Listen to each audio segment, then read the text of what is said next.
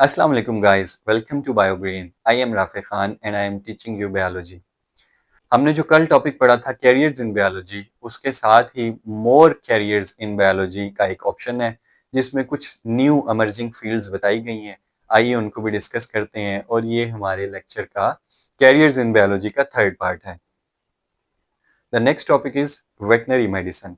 ये एक ऐसा प्रोफेशन है जिसमें आप एनिमल्स के डॉक्टर बनते हैं, एनिमल्स की डिजीजेस को डायग्नोस करते हैं और उनका ट्रीटमेंट करते हैं, एनिमल्स को दवाई देते हैं और एनिमल्स का चेकअप करते हैं और अक्सर एनिमल्स की सर्जरीज भी करते हैं।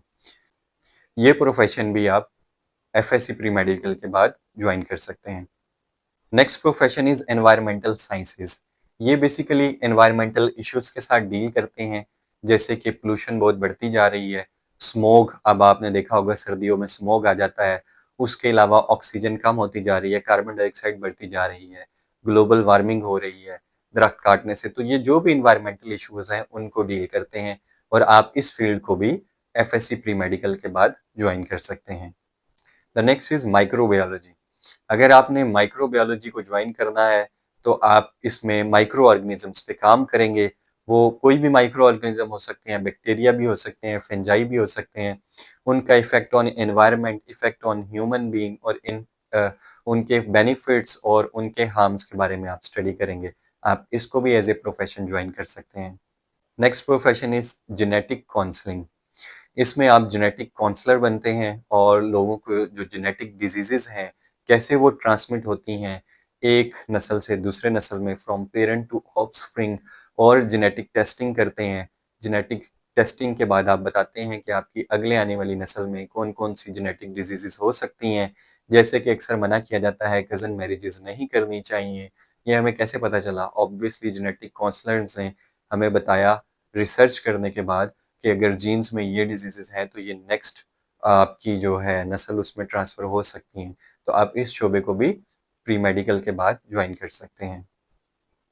न्यूट्रिशन एंड डाइटिशियंस, ये बेसिकली आपको फूड की न्यूट्रिशन के बारे में बताते हैं और आपको डाइटरी फाइबर्स के बारे में बताते हैं कि अगर आप फ़र्ज़ करें कि आप बहुत ओवरवेट हो गए हैं, मोटे हो गए हैं, ओबेसिटी हो गई है, तो ये आपको बताएंगे कि आपने अपना वेट अपनी न्यूट्रिशन के हिसाब से, अपने फूड के हिसाब में क्या अल्ट्रेशन करनी है, कौन सा फूड यूज़ करना है, कौन सा फूड नहीं करना।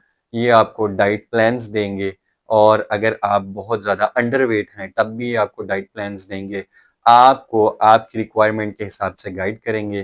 तो प्री मेडिकल के बाद आप न्यूट्रिशन एंड डाइटिशियन का प्रोफेशन भी ज्वाइन कर सकते हैं।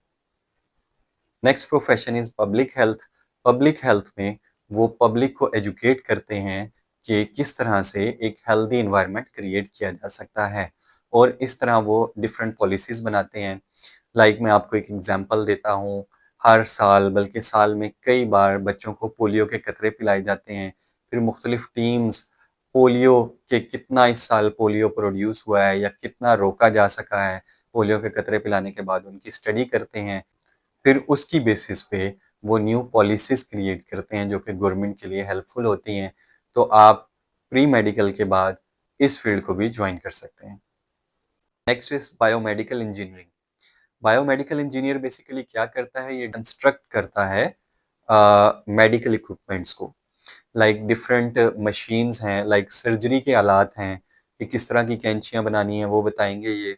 उसके अलावा डिफरेंट मशीन्स हैं, लाइक सिटी स्कैन्स की मशीन है, एमआरआई मशीन है, ईसीजी मशीन है और बहुत सी मशीन्स हैं जो डिफरेंट टेस्ट के लिए डिफरेंट सर्जरीज में काम आती हैं। तो बायोमेडिकल इंजीनियर बेसिकली वो डिज़ाइन करते हैं और आप भी इस फील्ड को ज्वाइन कर सकते हैं। And last is bio informatics. आप इस प्रोफेशन को भी ज्वाइन कर सकते हैं। बायोइन्फॉर्मेटिक्स में क्या करते हैं? बेसिकली ये बायोलॉजिकल डाटा को एनालाइज करते हैं with the help of computational tools. आप इस फील्ड को भी प्री मेडिकल के बाद प्रॉपर बीएस बायो इन्फॉर्मेटिक्स के बाद आप इसको भी ज्वाइन कर सकते हैं। तो आज का लेक्चर हमारा यहीं ख़त्म होता है। मिलेंगे इंशाल्लाह नेक्स्ट लेक्चर में। जब तक अगर आपने मेरा चैनल सब्सक्राइब नहीं किया तो उसको सब्सक्राइब कर लें। एक वीडियो को 2 से 3 बार देखें ताकि आपको सही तरह से कॉन्सेप्ट की समझ आ सके। अपने फ्रेंड्स के साथ शेयर करें क्योंकि इल्म बांटने से बढ़ता है। मिलते हैं नेक्स्ट लेक्चर में। अल्लाह हाफिज़, अपना ख्याल रखिएगा।